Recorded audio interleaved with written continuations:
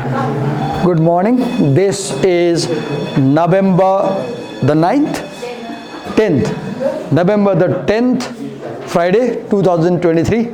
And we are in BBIS first year compulsory English class. And this is the second session. And we are now starting the new essay, Computers and the Pursuit of Happiness. And we have invited a presenter. We'll listen to her, and then if time allows, I'll pick up the class and I will add my views on the essay. So wait a minute, my sister. Wait a minute. Please do come. Come. Let's give her a big hand.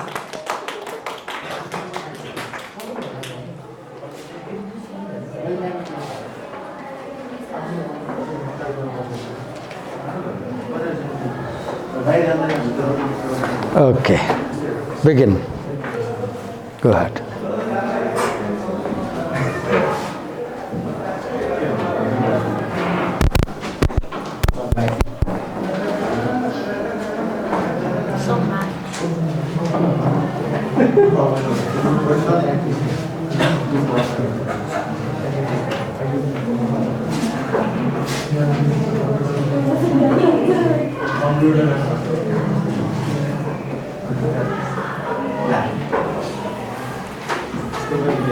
Sister, could you clip this also here in a corner?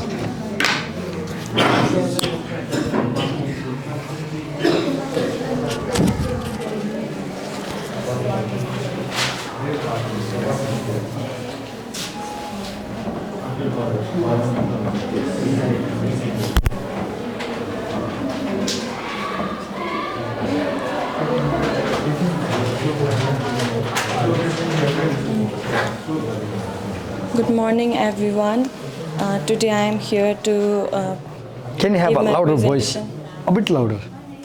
Today I am here to give a presentation on topic Computer and the Pursuit of Happiness, which is written by David Gelernter.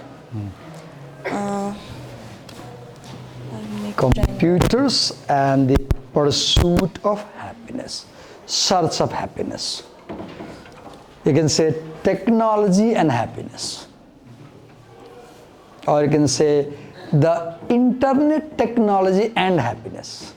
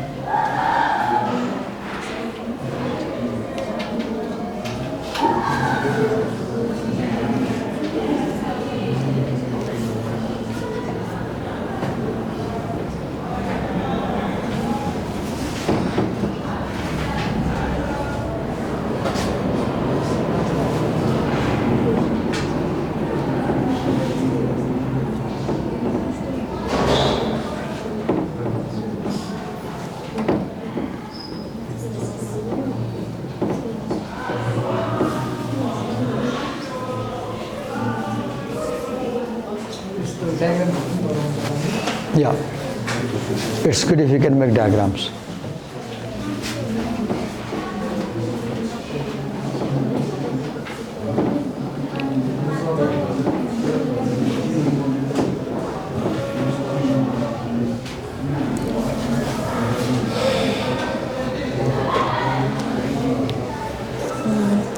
Computer and the Pursuit of Happiness is an essay that deals with the influence on individuals and on society of computers and the He said it internet. deals with what? It deals with The influence on individuals and on the society.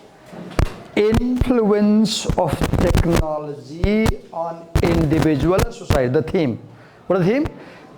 The theme of this essay is influence of technology on individuals and the society. Go on. This essay was first appeared in the journal Commentary in 2001. What was the name of journal? Commentary. Okay. It was first. So you see, it's a very old essay, right? So many things the writer says may not be applicable today. It's almost 22 years old essay, right? And technology changes every 3 months. Go on. Computer and the Pursuit of Happiness talks about the idea that we are now living in an information age because of computers and internet. It says that So mankind the has- argument is we are in information new age because of computer and internet. The argument. And the writer rejects. Go on. It says that mankind has completed few phases that are solid agricultural age, liquid industrial age, which has now been taken over by the age of information. Okay, he does not say this. He says people say. He's not saying. He says people say we were in solid agricultural age, then we came to liquid industrial age, now we are in gaseous information age. This is what others say. And Rodenberg rejects this argument. He rejects. Go on. But this essay raises some question if this really makes a new era or not. Some of the questions are, has an old age ended, and are we thankful to computer and internet to live in a new era? So what is the first question? Has an old age ended? And are we in a new age because of internet technology? Question 1. Second question. And the second question is, have they been good or bad for mankind? Are computers good or bad for mankind? Yes. And the third question is, are they likely to do good or bad over the next half century? Will computers do good for us, or will they do bad for us in future? Yes. It discusses impacts of computer on people, and it also Impact. discuss, What did he say? Impact of computers on people. and it predicts if they likely to do good or bad over the next century. And the second paragraph of this essay states that we are not in an information age and computers and the internet are not a revolutionary development in human history. Okay, he begins by saying, be clear, we are not in any new information age, and computers are not a new revolutionary development because we already had such technology in the previous century. Go on. In the third paragraph, he says, even though we are in the information age where knowledge is crucial, things like coal, steel, and concrete are still important. Basic needs like food, shelter, and relationship remain unchanged, and being rich in the digital world does not necessarily address these fundamental needs. It questions whether billionaires in the tech world really use their wealth to buy information or worry about staying well informed. So he says that we needed food, we needed clothes, we needed shelter 100 years before, and even today we need basic things. So our basic needs have not changed. But do you realize the distribution of things has changed because of technology, right? And he says that if you are hungry, you cannot eat information. You go to a hotel and you order mama and he gives virtual mama. Sir, virtual mama. Can he eat virtual mama? In a mobile phone, mama comes, okay, online order, online payment, online mama. Mama comes, beautiful mama, streaming, and you eat mama, can you? You are feeling cold. You need warm clothes. Now put on virtual coat. You need a boyfriend. Oh, virtual boyfriend. You need mommy, missing mommy. Oh, virtual mommy. Virtual things are not real. Right? Yes, go on. Even though we can find a lot of things on the internet and experience them virtually, our basic physical needs like food, warmth, and real experiences can. What are the basic needs? You said our basic needs are food, warmth, and real experiences cannot be replaced by virtual ones. For example, we can look at picture of delicious food virtually, but that will not satisfy our hunger. We need real physical food to feel full and prevent from starving. Now, in the 5th paragraph, the author says, believers in a new information era age make 3 arguments. The 3 arguments. Those people who say we are in new era, they make 3 arguments. Not this author. People who say we are in new age, they give 3 reasons. What are they? Go on. What are they? It is a new age because we have sophisticated machines to create, store, and deliver information. Okay, they say we have modern machine to create information, to store information, and to deliver information. Look, my Sony GV1 camera over there. It can create information by recording my class. It can store information because I have 64 GB SD card, and it can distribute information because I'll upload on YouTube. But this camera cannot replace Divakar sir. Is it real?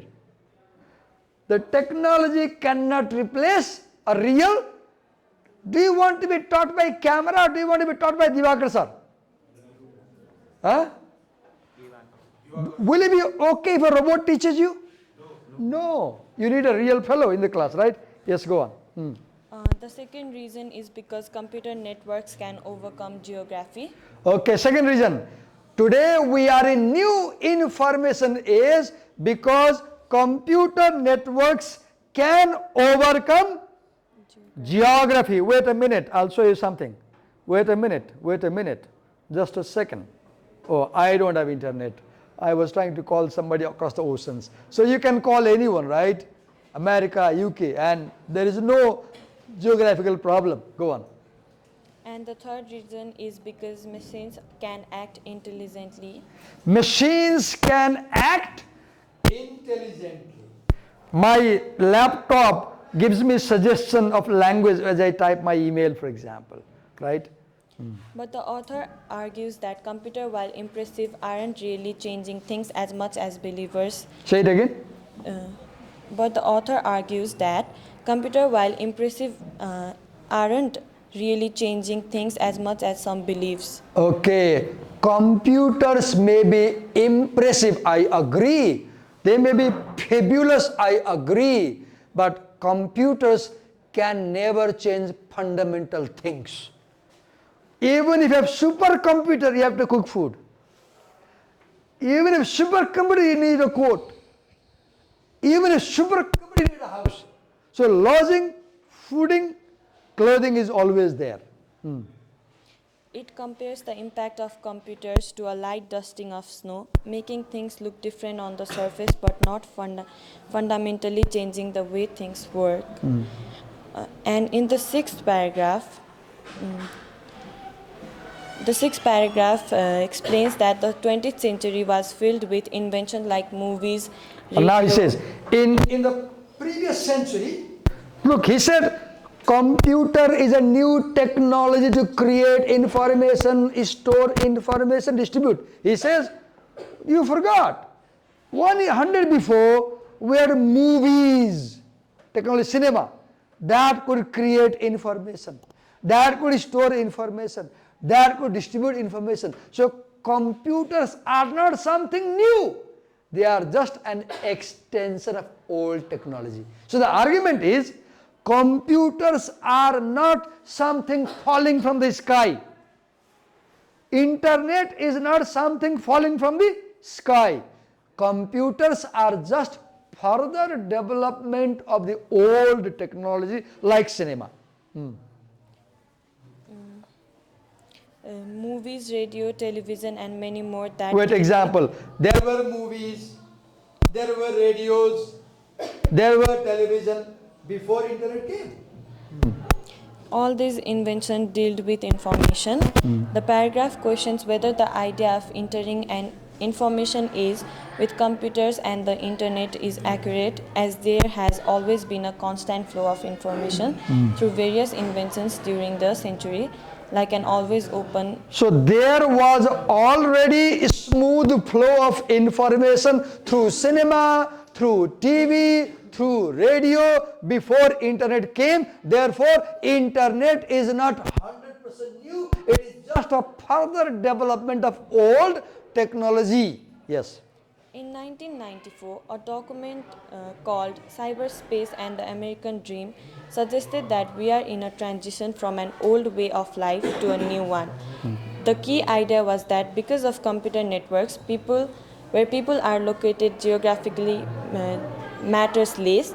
The belief was that shared interests rather than physical closeness would now be the main factor in shaping communities and society. So they argued that computers will revolutionize society because they will diminish geographical distances and we can be able to talk to people. But he says, go on. Since the beginning of the Industrial Revolution, people have used technology to overcome distance. This includes things like railroads. Wait, we had railways before internet came. So railway trains that ran at a speed of 120 km per hour, they also diminished the geographical boundaries. Rail technology, what else? Panama Canal. Panama Canal made by humans. Panama Canal, ships. Telegraphs, air travel. Air travel. Phones, highways. Phone, highway. Radio. TV networks. Network. And now the internet. So internet is just a next extension of railway, ships, aeroplanes, TV, radio, now internet. So internet is not something revolutionary. It's just a continuous growth of technology. तिमी BBA पढ्न आउँदाखेरि पुनर्जन्म भएको होइन नि, आकाशबाट खसेको हो र टक्क एलएसीएममा तिमी त 1 मा पढ्यौ, 2 मा पढ्यौ, 3 मा पढ्यौ, 4 5 6 7 8 9 10 हुँदै आएको नि त, ग्रोथ हो नि त. So technology is also like that, right? Yes. Each of these were a way to connect people across distances. Now the 20th century had smart machines like thermostats. Okay, 20th century had thermostat. What is that? Control unit for a machine. Control unit for used where? Heating or cooling machine. Okay, automatic control of heating and cooling. I have a thermostat home. I switch on, and when the water boils, it switches off, for example.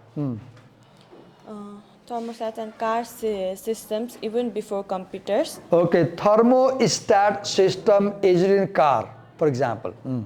Computers are a major step forward, but big advantages are typical of the industrial age.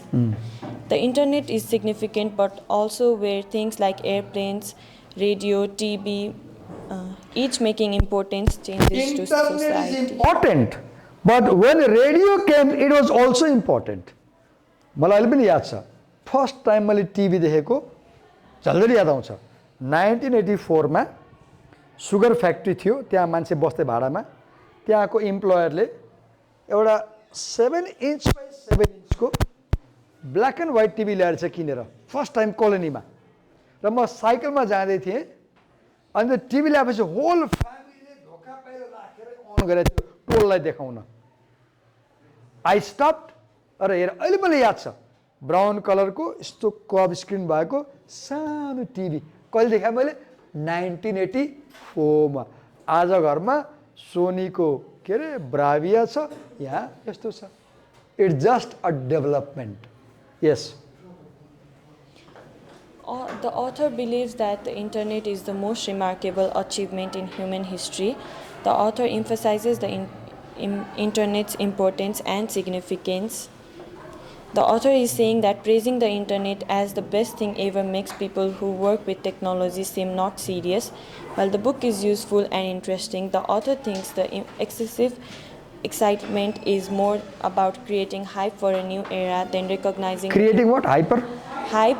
Hype. Mm-hmm. Hype for a new era than recognizing the internet's importance. Go on.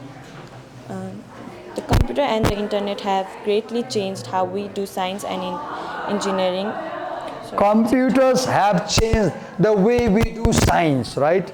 They have changed the way we do engineering, for example. No doubt computers have done a lot in science and engineering. But when it comes to human happiness, computers cannot do anything. Human happiness comes from another human being. Can you hug a laptop? Can you? You can't. Can you hug a laptop and feel being loved? Can you hug a robot? Can you? No. You need a real fellow. You need a real fellow. Right? आज मैले दशैंमा चाहिँ त्यो virtual टीका लगाउँछ नि हैन अनि virtual आशीर्वाद दिन्छ नि. That doesn't satisfy your desire for affection. Happiness comes when two real people meet, not when technology meets. Okay? Go on. Sometimes reality is impossible to measure and computer...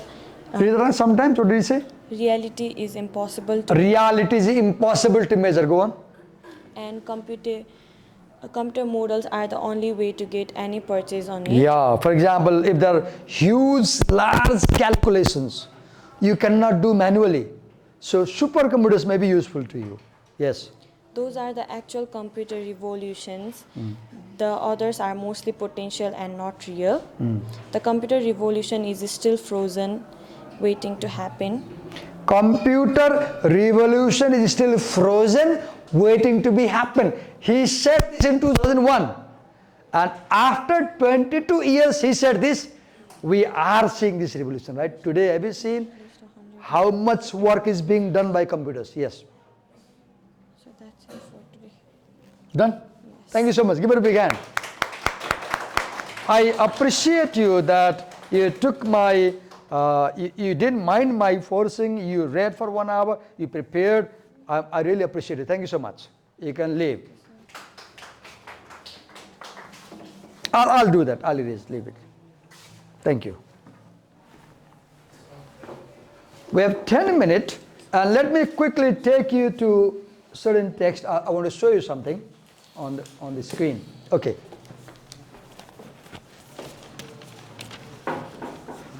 So as she explained, I will go to the second section. She has done the first section.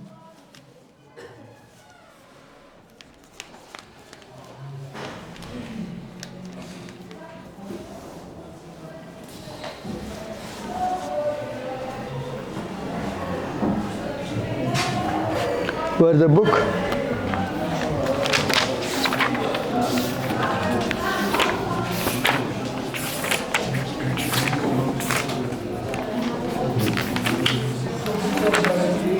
Have computers been good or bad for mankind?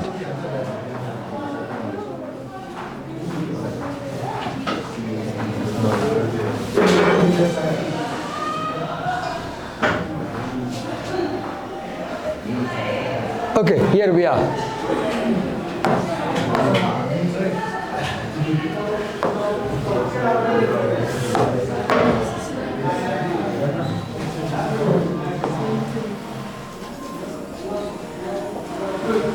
Second question, right?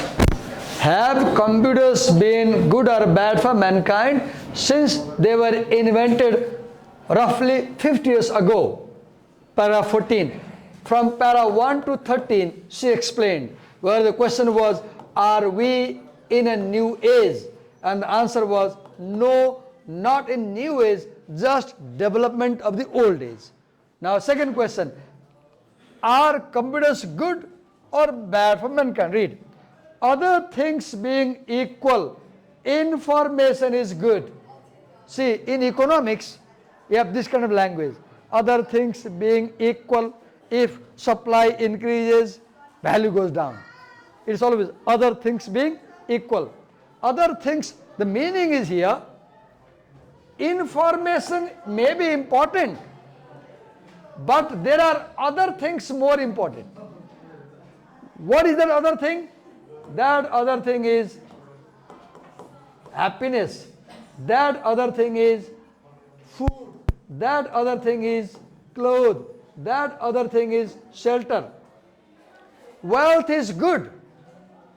Computers have supplied lots of information and generated much wealth. But, so the question is, does wealth guarantee happiness? This is the question. Does wealth guarantee happiness? Bill Gates, the husband of Belinda Gates, is the world's richest fellow. He got divorced. He got divorced. If money could bring happiness, why will they get divorced? Money may bring happiness, but there is no guarantee. And often money brings disaster because it brings greed. It brings greed. You become billionaire, then your husband will start thinking, if I divorce, I'll get 50%. Let me divorce. And get the 50% and have another husband, another wife. Oh God, I'm sorry to speak like that, but things are happening that way. Have you seen? Things are happening that way. If you observe, you will see that wealthy people have more troublesome life because of money. So money does not guarantee happiness. That's my argument, his argument. But we are marvelously adaptable. We can take miserable conditions in stride and triumph over them. We can take wonderful conditions in stride and triumph over them. Humanity in any given age has a wealth threshold. Have you heard this law? Law of diminishing utility. You are hungry. I have 6 apples for you, oranges. I give you first orange. You eat. The taste is very high. You say, sir, I want more. I give you second orange. Again taste is high. Sir, kahan ko yo? Jumla ko, humla ko, give me more.